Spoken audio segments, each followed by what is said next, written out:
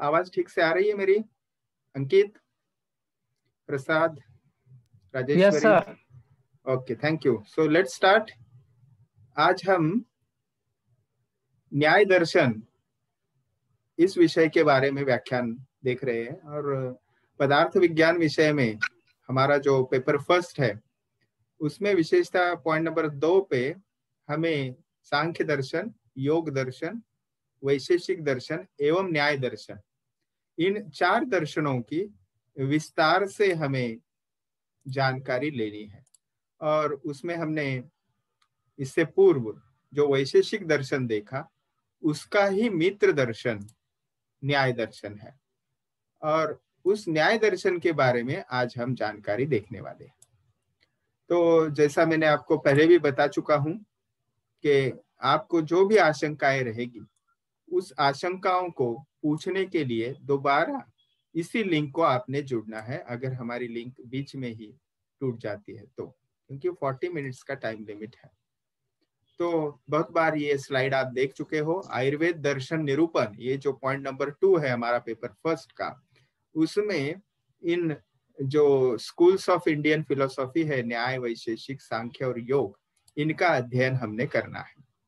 और उसमें आज न्याय दर्शन, जिसके प्रवर्तक गौतम महर्षि है, जिनका विशेषण अक्षपाद गौतम भी कहा जाता है, उनकी जानकारी, उस विषय की जानकारी, न्याय दर्शन की जानकारी हम देख रहे हैं। ठीक है, तो चलिए व्याख्यान की ओर जाते हैं, उसके डिटेल्स हम देखेंगे। तो जिस प्रकार इससे पूर्व हमने दर्शन देखे हैं, सांख्य दर्शन और योग दर्शन, ये मित्र दर्शन है, या मराठीमध्ये त्याला जोड दर्शन म्हणतात।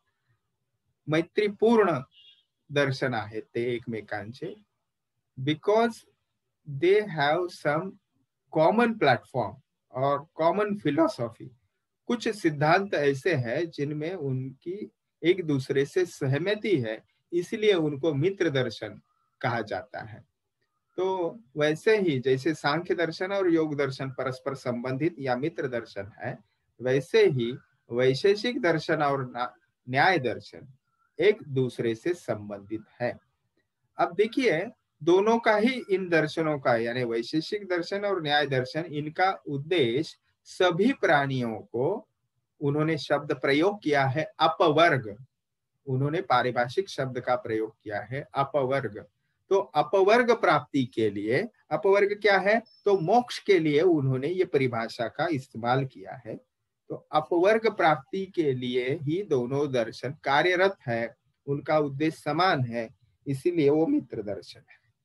अब जैसा मैंने आपको पहले बताया, फिर भी वो एक दूसरे से अलग क्यों है, क्योंकि प्रमेय की संख्या, पदार्थ की संख्या और प्रमाणों की संख्या विशेषता और कुछ सिद्धांत जो है उनमें भिन्नता रहती है। तो न्याय शब्द का संस्कृत अगर व्युत्पत्ति आप देखें तो उसका अर्थ निकलता है मार्गदर्शन करने वाला। और व्यापक हम उस न्याय शब्द का विचार करें तो विभिन्न प्रमाणों की सहायता से वस्तु तत्व की परीक्षा। देखिए, इससे पूर्व जो सांख्य दर्शन है या वैशेषिक दर्शन है, उनमें प्रमाणों की संख्या मर्यादित थी, लेकिन न्याय दर्शन 4 प्रमाण बताता है। और इन प्रमाण चतुष्ट के द्वारा, प्रमाण क्या है, तो ज्ञान के साधन है, जैसे प्रत्यक्ष प्रमाण, अनुमान प्रमाण, शब्द प्रमाण इत्यादि। तो प्रमाण चतुष्ट के द्वारा यानी 4 प्रमाणों के द्वारा हर एक वस्तु की परीक्षा करके उसका एक निश्चित स्वरूप आप जान सकते हो, ऐसा न्याय दर्शन का एक व्यापक अर्थ निकलता है। और एक अर्थ उसका नियम ऐसा ही निकलता है। और एक विशेष बात इस दर्शन की कहें तो न्याय शब्द हम मराठी में भी यूज करते हैं, हिंदी में भी यूज करते हैं, यानी निष्कर्ष की, कंक्लूजन कोई एक निकाले, आप कोई निष्कर्ष निकाले, अंतिम निर्णय आप प्रस्थापित करें, तो एक शास्त्र पूर्ण उसकी प्रक्रिया जो है वो न्याय दर्शन से हमें ज्ञात होती है, इसीलिए उसको न्याय दर्शन कहते हैं। न्याय की और एक व्याख्या है प्रमाण ही अर्थ परीक्षणम न्यायाः। तो न्याय यानी क्या है, तो प्रमाण के द्वारा किसी वस्तु का निर्णय या परीक्षण, इसको न्याय कहते हैं। तो वात्सायन महर्षि जो है, इसी को अन्वीक्षिकी विद्या कहते हैं, आगे जाके उसका अर्थ हम देख रहे हैं। तो पदार्थ जो है उनका परीक्षण करके उसका स्वरूप जानना न्याय दर्शन है। ठीक है, अब देखिए ये जो न्याय शब्द आता है उसके विभिन्न अर्थ तो हमने देखे। नियते मूल पदार्थात्मिकम अनेन इति न्यायाः। तो disclosing of the correct knowledge of the basic fundamental padarth, that is called as न्याय। Now what is पदार्थ, हम पहले देख चुके हैं। पदार्थ यानी जानने का विषय। तो पदार्थों की संख्या जो हमने परसों वैशेषिक दर्शन के 2 व्याख्यान देखे, तो वैशेषिक दर्शन में पदार्थों की संख्या 7 बताई है, द्रव्य गुण कर्म सामान्य विशेष समवाय और अभाव। न्याय दर्शन वही पदार्थों की संख्या जो है वो 16 बताता है, उसको हम आगे जाके देखेंगे। और प्रमाणों की संख्या जो वैशेषिक दर्शनकार 3 बताते हैं, सांख्य दर्शनकार 2 बताते हैं, वही न्याय दर्शनकार 4 प्रमाणों की संख्या प्रत्यक्ष, अनुमान, शब्द एवं उपमान, ऐसे 4 पदार्थों की संख्या बताते हैं। अब इस दर्शन के मूल प्रवर्तक जो है वो है गौतम ऋषि या गौतम महर्षि। उनका विशेषण अक्षपाद गौतम, ऐसे उनको गौतम महर्षि को ही अक्षपाद भी कहा जाता है। अब इस अक्षपाद ये जो शब्द है इसका एक विशेष किंवदंती या आप कहेंगे दंत कथा या कथा है। विशेषता ये अक्षपाद गौतम जी जो है इनका काल या उनका जो पीरियड था, एरा था, वो ख्रिस्त पूर्व 300 वर्ष था। ठीक है, तो अक्षपाद गौतम जी ऐसा उनको क्यों कहा जाता है? क्योंकि गौतम जी के जो गुरु थे वो थे भगवान व्यास। तो व्यास महर्षि और गौतम ऋषि इनकी एक समय बातचीत चल रही थी और उन्होंने कहा, यानी व्यास महर्षि ने गौतम जी को कहा कि आपने जीव और परमात्मा यानी जीवात्मा और परमात्मा इनमें क्या भेद है ये केवल तर्क के द्वारा आपने बताया है, उसका स्पष्टीकरण आपसे ठीक नहीं किया है, इसलिए मैं आपका दर्शन जो है आपसे मिलना नहीं चाहता, आपको देखना नहीं चाहता। अब देखिए इनके कारण गुरु के दर्शन न करे ऐसे कैसे हो सकता है? तो गौतम महर्षि को कहा जाता है ऐसे कि गौतम महर्षि के जो पाव थे या पाद थे, पाय मराठी मध्ये आपण त्याला म्हणतो, उनके पाव को ही आंखें आ गई और उन्होंने क्या किया, तो उन्होंने गुरु जो थे व्यास महर्षि उनका दर्शन पांव को जो आंखें आई है उनके द्वारा किया, इसलिए उनको अक्षपाद गौतम कहने लगे। अब ये आप माने ना माने वो आपके ऊपर है, वो आपके आस्था का, श्रद्धा का या तर्क का विषय है। इसमें हम एक ही जान सकते हैं कि गुरु और शिष्य के स्वरूप में व्यास महर्षि और गौतम महर्षि इनमें कितने स्नेहपूर्ण, आदरपूर्ण संबंध थे। और शास्त्र का आपने अगर ठीक से लेखन या मार्गदर्शन नहीं किया तो गुरु नाराज हो जाते हैं और उसके शिक्षा के स्वरूप में कोई ऐसी गंभीर शिक्षा भी दे सकते हैं और विनय पूर्वक उसी शिक्षा को एक्सेप्ट करते हुए उसको न तोड़ते हुए भी गौतम महर्षि उनका दर्शन कर लेते। अब इसी दर्शन को विविध पर्याय नाम हमें अपने भारतीय संस्कृति में मिलते हैं, जैसे तर्कशास्त्र, प्रमाण शास्त्र, वाद विद्या, वेतु विद्या, आन्वीक्षिकी विद्या। तो उसमें से आन्वीक्षिकी विद्या ये जो नाम है न्याय दर्शन का वो अति प्रसिद्ध है। अब जैसा कि हमने पहले देखा कि अक्षपाद गौतम की जो स्टोरी है वही इस स्लाइड में थी। न्याय दर्शन का दूसरा प्रसिद्ध नाम आन्वीक्षिकी विद्या है। आन्वीक्षिकी शब्द जो है वो अन्वीक्षा इस शब्द से बना हुआ है। तो अन्वीक्षा के द्वारा जो प्रवर्तित ज्ञान होता है या विद्या है उसको आन्वीक्षिकी विद्या या आन्वीक्षिकी दर्शन कहते हैं। तो अन्वीक्षा क्या है? तो अन्वीक्षा इसका अर्थ ही निकलता है प्रत्यक्ष प्रमाण या आगम प्रमाण यानी आप्त प्रमाण, जिसे शब्द प्रमाण भी कहते हैं, और अनुमान प्रमाण। यानी प्रत्यक्ष हो या आगम हो, अनुमान हो या प्रत्यक्ष हो, या फिर शब्द प्रमाण हो जिसे आप्त प्रमाण भी कहा जाता है, यानी जो प्रमाण चतुष्टय न्याय दर्शन ने बताए, उन प्रमाणों की सहायता से विषय जानने के बाद जो ज्ञान होता है, उसको अन्वीक्षिका या अन्वीक्षा, इस प्रक्रिया को कहते हैं। यानी प्रमाणों के द्वारा किसी विषय को ठीक से जानना, उसके ज्ञान, उसके स्वरूप के ज्ञान होना, इसको ही अनुमति या अन्वीक्षा कहते हैं। और फिर अन्वीक्षा के द्वारा विशिष्ट ज्ञान होता है, इसीलिए उसको अन्वीक्षिकी विद्या भी कहते हैं।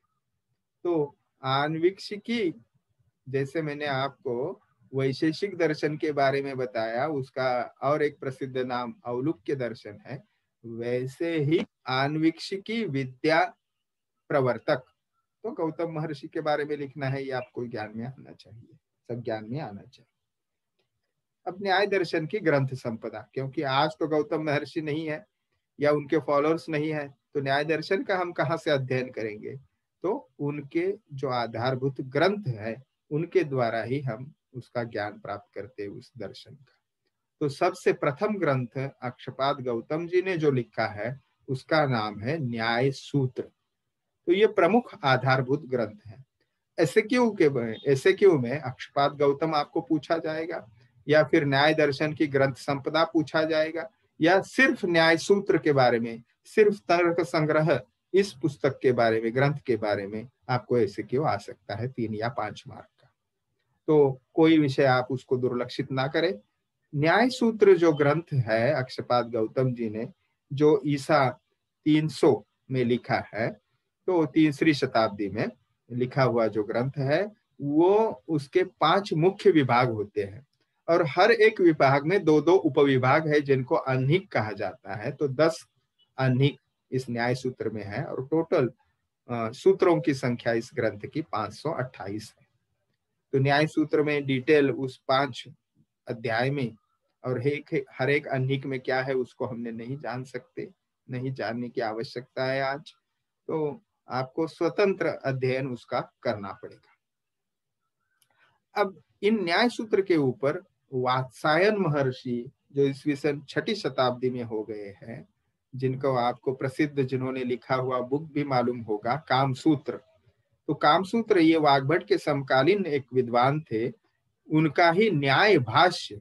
तो हमें वात्सायन केवल वही कामसूत्र, हर एक व्यक्ति विशेष का वो एक रुचि का विषय हो सकता है, इसलिए वो अट्रैक्ट करता है। वही एक वात्सायन जी ने क्या किया, तो कामसूत्र लिखा। इतना केवल उनका कार्य नहीं है, तो उन्होंने न्याय सूत्र के ऊपर न्याय भाष्य नामक एक बहुत अच्छी व्याख्या और कमेंट्री लिखी है ईस्वी सन 6ठी शताब्दी में। तो ये भी ग्रंथ न्याय दर्शन का आधार ग्रंथ माना जाता है। उसके बाद उद्योतकर जो है, उन्होंने 6ठी शताब्दी में ही न्याय वार्तिक लिखा, वो भी अति प्रसिद्ध व्याख्या है न्याय सूत्र के ऊपर। वाचस्पति मिश्रा जी ने न्याय वृत्त, ठीक है, इस प्रकार का उन्होंने लिखा। अब देखिए, ये जो न्याय निबंध प्रकाश वगैरह, ऐसा बहुत सारे ग्रंथ संपदाएं, जैसे उदयनाचार्य जो है, उदयनाचार्य ने उद्योतकार जो है, इनको उद्योतकर ने वार्तिक लिखा। और वाचस्पति मिश्र जो है, उन्होंने यहाँ पे जो प्रसिद्ध शब्द लिखा है, देखिए, न्याय वार्तिक तात्पर्य टीका। तो ये वाचस्पति जी की 9वीं शताब्दी की टीका है। उदयनाचार्य यहाँ पे न्याय तात्पर्य परिशुद्धि ऐसे नामक कमेंट्री लिखते हैं 984 में।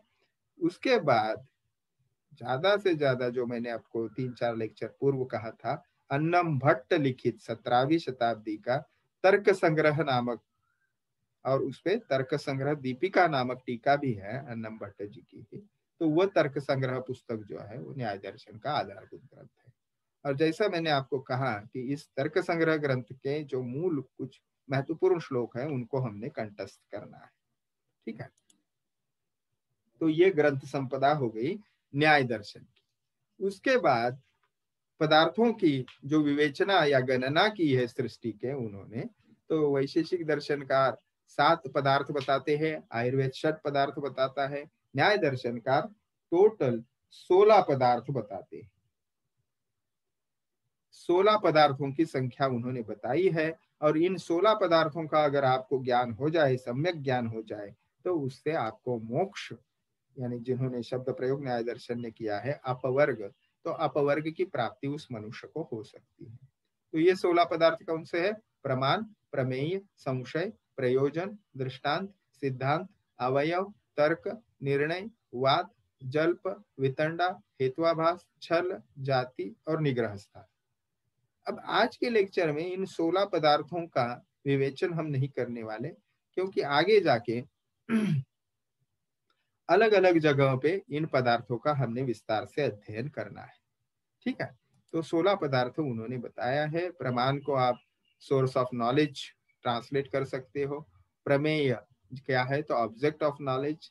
संशय क्या है? तो डाउट और स्टेट ऑफ अनसर्टेनिटी। प्रयोजन, एम, दृष्टांत, एग्जाम्पल। सिद्धांत, डॉक्ट्राइन यानी थियरी, जिसे हम कंसेप्ट भी कहते हैं। तो अवयव, तो the constituents of the inference. तर्क क्या है? तो हाइपोथेटिकल आर्ग्यूमेंट। निर्णय, कंक्लूजन। बाधा, डिस्कशन। जल्प, रैंगलिंग। वितंडा, इरैशनल आर्ग्यूमेंट्स। हेतुआभास, स्पेसियस रीजनिंग। छल, अनफेयर रिप्लाई। जाति क्या है? तो जनरलिटी बेस और फॉल्स एनालॉजी। और निग्रह स्थान क्या है? तो द ग्राउंड्स ऑफ डिफीट। तो एक आदर्श चिकित्सक, संशोधक, अध्यापक, या फिर क्या कहेंगे हम, फार्मासिस्ट हो, इन सभी को न्याय दर्शन की ये जो पदार्थों का ज्ञान है वो व्यवहार के लिए बहुत ही आवश्यक है। न्याय दर्शन प्रमेय यानी जानने योग्य तत्वों की संख्या बताते हैं 12। आत्मा, शरीर, इंद्रिय, अर्थ, बुद्धि, मन, प्रवृत्ति, दोष, पुनर्जन्म, फल, दुख, अपवर्ग। तो ये 12 प्रमेय की संख्या वो बताते हैं। अब देखिए, न्याय जो है, इन न्याय का ही अर्थ नियते अनेन इति न्यायाः। निनयति धातु से न्याय शब्द बना है, यानी जो हमें निष्कर्ष की ओर ले जाता है उसे न्याय कहते हैं। यानी इसमें हम कहेंगे कि डिस्कशन रहेगा काफी, और डिस्कशन के बाद प्रत्येक पक्ष को सुनने के बाद, पूर्व पक्ष, प्रतिपक्ष, दोनों को सुनने के बाद कोई निर्णय लिया जाएगा, तो इस प्रक्रिया को न्याय कहते हैं। यानी न्याय दर्शन में विशेषतः इन जो प्रमाण चतुष्टय है, इन प्रमाण चतुष्ट के द्वारा, चतुष्टय शब्द से क्या अर्थ लेता है? 4 अर्थ निकलता है, संख्यावाचक शब्द है चतुष्टय। तो प्रमाण चतुष्टय यानी प्रत्यक्ष, अनुमान, उपमान और शब्द प्रमाण, इन 4 प्रमाणों के द्वारा आप सृष्टि के जो भी पदार्थ है उनका यथार्थ ज्ञान प्राप्त कर सकते हो। इसीलिए उन्होंने 4 प्रमाणों को माना है। वो 4 प्रमाण कौन से हैं? तो प्रत्यक्ष यानी परसेप्शन, आप खुद अपने आंखों से कुछ देखते हो, अपनी कानों से खुद सुनते हो, अपने जीवा से आप उसका संज्ञान करते हो, टेस्ट, आप उसको फील करते हो, आप टच, स्पर्श, आप तो शब्द, स्पर्श, रूप, रस, गंध, इन 5 विषयों का ज्ञान जो पंच ज्ञानेंद्रिय द्वारा होता है उसको प्रत्यक्ष प्रमाण कहते हैं। तो अनुमान प्रमाण क्या है? तो अनुमान प्रमाण में आप किसी एक दृष्ट वस्तु के आधार पर अदृश्य वस्तु या जो मालूम नहीं है उस वस्तु का ज्ञान करते हो। उदाहरण के लिए आपको सिंपल मीनिंग बता दूं, तो किसी जगह पे धुआं निकल रहा है या धुआं दिख रहा है आपको, तो धुआं कब निकलता है? जब आग होती है। यानी आग और धुएं का साहचर्य है, अविनाशी संबंध है, अतूट संबंध है। इसको, इस ज्ञान को व्याप्ति कहते हैं। उसको हम अनुमान प्रमाण, जो सेकंड पेपर का हमारा महत्वपूर्ण बहुत बड़ा लंबा चैप्टर है, उसमें जानेंगे। यानी आप धुआं देखते हो तो उससे आग का अनुमान करते हो, तो ये अनुमान प्रमाण है। तीसरा है उपमान प्रमाण। तो ये क्या, उपमान प्रमाण क्या है? तो कंपैरिजन। तो आपने समझो, किडनीज तो आपने डिसेक्शन में नहीं देखी है, आपने सिर्फ उसका चित्र या मॉडल के ही देखा होगा। तो किडनीज के बारे में, kidneys are bean shaped, BEAN। Liver is wedge shape, या धनुर्वात व्याधी है, धनुर्वात मराठी मध्ये म्हणतो आपण, अंग्रेजी में उसको टिटैनस कहा जाता है। तो इस धनुर्वात व्याधि में, धनुस्तंभ व्याधि में क्या हो जाता है, तो शरीर धनुष के आकार का होता है। तो ये उपमान प्रमाण के उदाहरण है, कुछ मैंने आपको बताए। यानी जो हमें ज्ञात वस्तु है, सामने जो दिख रही है, जिसको हमने पहले से देखा है, तो उस वस्तु के आकार, रंग, रूप इत्यादि के आधार पे उससे सिमिलर कोई एनालॉजी हम बता देते हैं जो ज्ञात नहीं है, तो उसको उपमान प्रमाण कहते हैं। और चौथा है शब्द प्रमाण, या इसको आप्त प्रमाण भी कहते हैं, वर्बल टेस्टिमोनी। यानी चरक संहिता, सुश्रुत संहिता, ये जो हमारे उपजीव्य आधार ग्रंथ है, उसमें जो लिखा है उसको वैसे के वैसे एक्सेप्ट करना, उसमें संशय व्यक्त नहीं करना, इसको शब्द प्रमाण कहते हैं।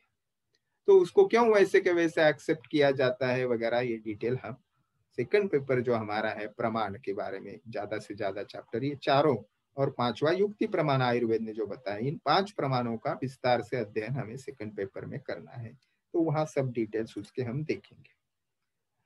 अब ये वैलिड नॉलेज और इनवैलिड नॉलेज, ये जो मुख्य नॉलेज के 2 प्रकार है, या ज्ञान के 2 प्रकार हैं। तो वैलिड जो है वो हम इस 4 प्रमाणों के द्वारा है, और इनवैलिड नॉलेज जो है स्मृति, संशय, विपर्य और तर्क, इनको भी हमने प्रत्यक्ष प्रमाण जब सीखेंगे तो उसमें ज्यादा उसका हम अध्ययन करेंगे।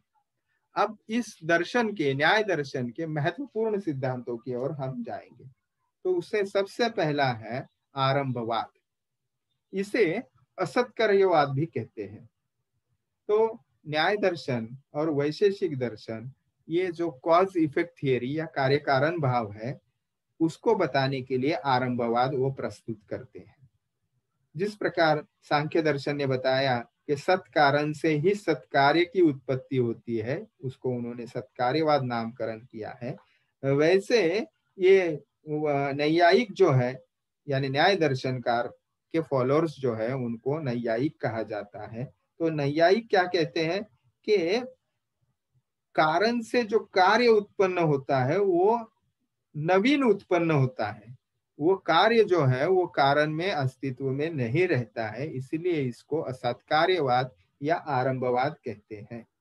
तो देखिए, जैसे मिट्टी से कुछ खिलौने बनते हैं, या कोई मूर्ति बनती है, या ईंटें बनती है, तो किसी एक कारण से अनेक वस्तुएं बन सकती है, अनेक कार्य उससे उत्पन्न हो सकते हैं। और वह जो कारण है वो कार्य जो है वो कारण में नहीं रहता अस्तित्व में। ये आरंभवाद, नवीन आरंभ उस कार्य का होता है, नवीन निर्मिति होती है, इसलिए उसको आरंभवाद कहते हैं। और सत्कार्यवाद उसका सिनोनिम इसलिए है क्योंकि सत्कार्यवाद सांख्य दर्शनकार बताते हैं। तो वो क्या बताते हैं कि कार्य के उत्पत्ति के पूर्व वो कारण में अस्तित्व में रहता है, यानी सत कारण से सत्कार्य की उत्पत्ति होती है, इसलिए उसको सत्कार्यवाद कहता है। उसका विपरीत होने की वजह से इस आरंभवाद को ही असत्कार्यवाद कहा है।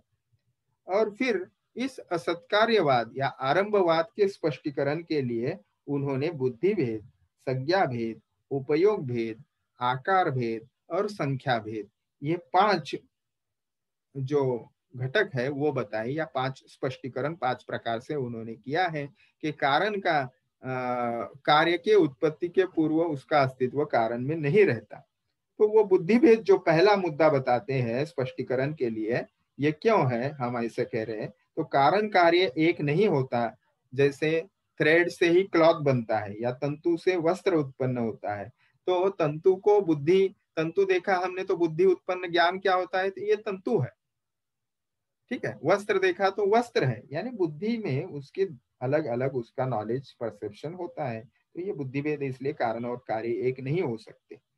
संज्ञा भेद, तंतु को तंतु संज्ञा दी जाती है, कार्य वस्त्र जो है उससे उत्पन्न उसको वस्त्र कहते हैं, वस्त्र को तंतु नहीं कहते, तंतु को वस्त्र नहीं कहते, यानी संज्ञा भेद है दूसरा कारण वो बताते हैं आरंभवाद का स्पष्टीकरण के लिए। तीसरा उपयोग भेद बताते हैं, वस्त्र का अलग से उपयोग होगा, तंतु का अलग से उपयोग होगा।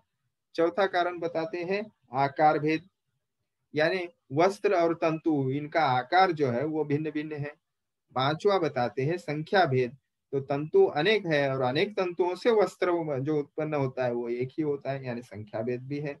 इस प्रकार से उन्होंने आरंभवाद या असत्कार्यवाद जो प्रतिपादित किया है उसके ये 5 भेद बताते। तो आरंभवाद, असत्कार्यवाद, ये बहुत बार फ्रिक्वेंटली आस्क क्वेश्चंस में से है। 5 मार्क के लिए ऐसे क्यों हमेशा पूछा जाता है। तो ये न्याय दर्शन का एक महत्वपूर्ण सिद्धांत है जो मैंने अभी आपको बताया, आरंभवाद या उसे असत्कार्यवाद भी कहते हैं। अब और इस दर्शन को जानने के लिए, उसकी फिलॉसफी या उसकी और जानकारी लेने के लिए अनेकात्मवाद, तो हमने वैशेषिक दर्शन सीखते वक्त भी अनेकात्मवाद उनका देखा है। तो जैसे वैशेषिक दर्शन ने अनेकात्मवाद बताया है, वैसे ही भिन्न भिन्न शरीरों में भिन्न भिन्न आत्माएं यानी जीवात्माएं रहती है, ऐसा न्याय दर्शन कहता है। आत्मा की उत्पत्ति तथा नाश नहीं होता है। चैतन्य आत्मा जो है उसके कोई नित्य लक्षण नहीं है, मन से संबद्ध होने के कारण उसको चैतन्य प्राप्त होता है। यानी खुद आत्मा कुछ जीवात्मा नहीं कर सकता, मन के द्वारा क्रिया वो करता है। ठीक है, तो मन क्या है? तो एक अत्यंत सूक्ष्म अविभाज्य ऐसा नित्य तत्व है।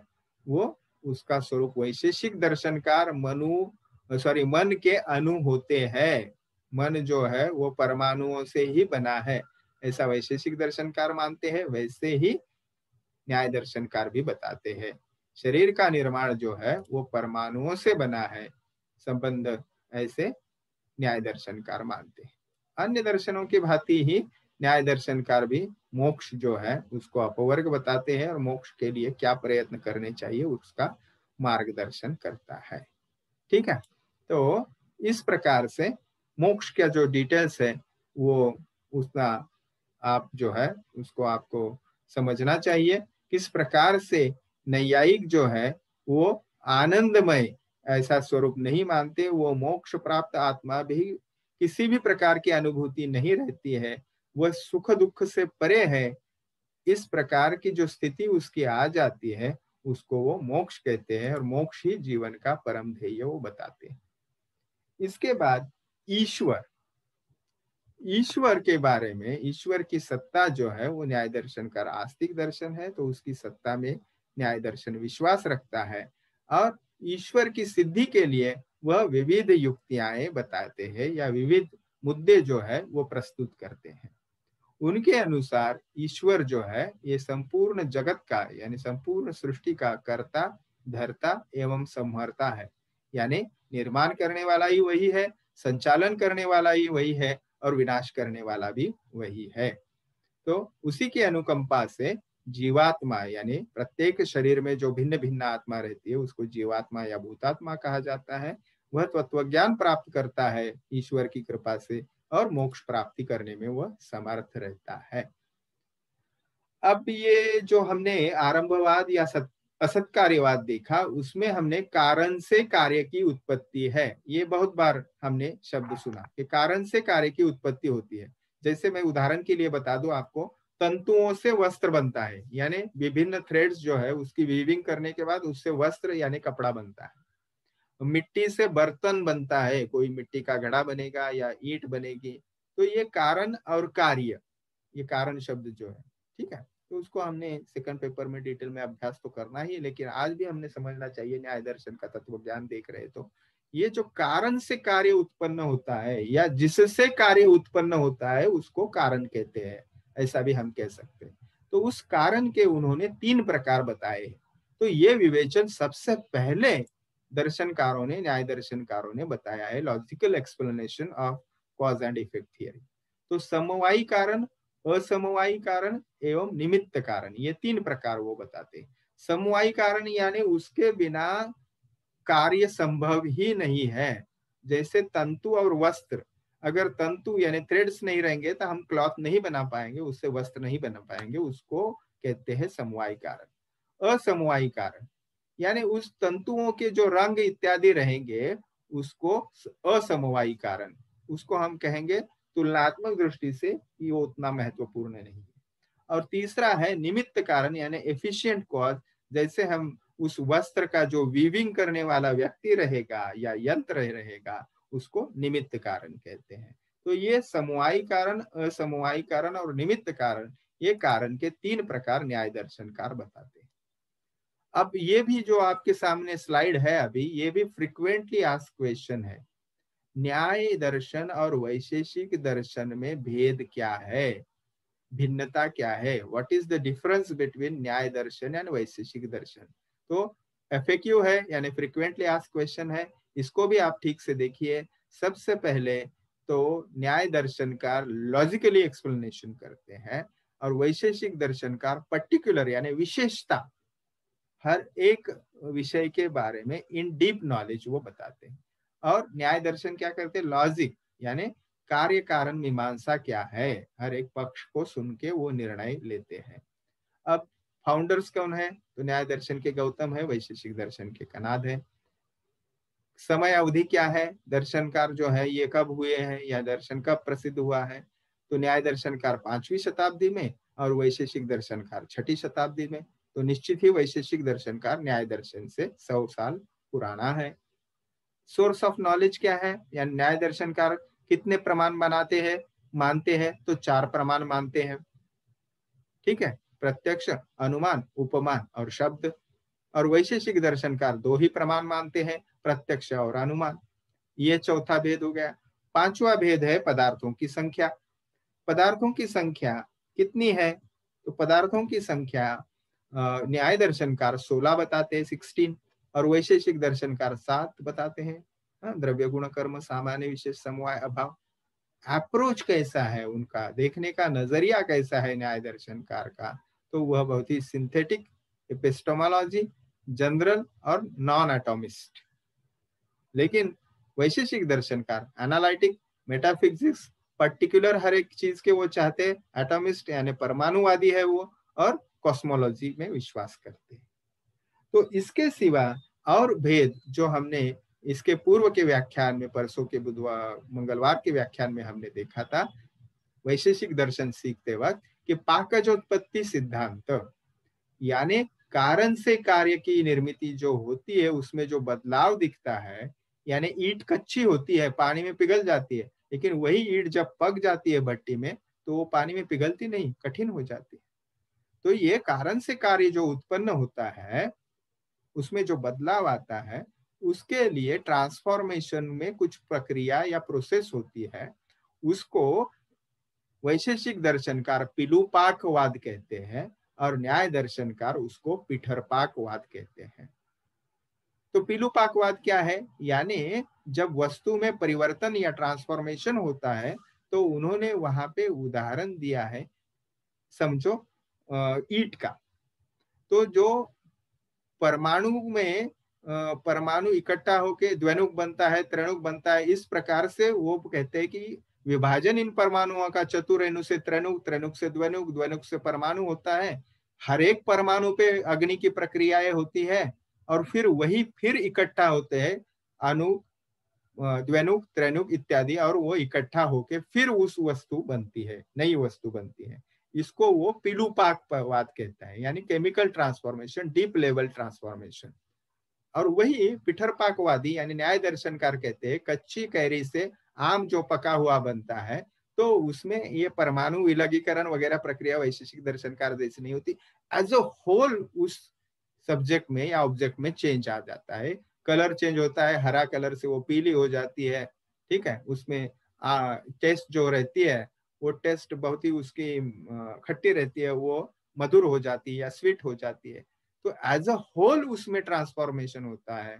तो पिठर का मतलब है वो संपूर्ण वस्तु, तो उस संपूर्ण वस्तु में परिवर्तन होता है, ये पिठरपाकवाद न्याय दर्शनकार बताते हैं।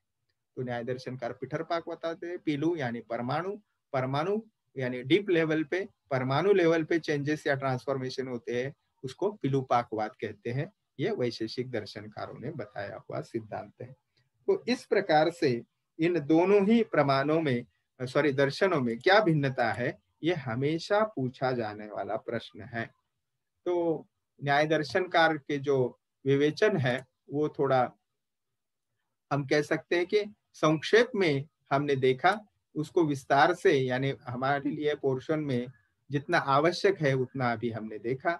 अभी आपके अगर कुछ उसके ऊपर प्रश्न है तो उनको पूछिए, क्योंकि न्याय दर्शन के लिए हम दूसरा व्याख्यान जो है वो लेने की आवश्यकता, अगर आपके प्रश्न है तो ही दूसरा व्याख्यान कल का जो है वो न्याय दर्शन के ऊपर लेंगे, नहीं तो इसके बाद का जो हमारा टॉपिक रहेगा उसकी शुरुआत करेंगे. Do you have any questions? Please, we will discuss now about the questions.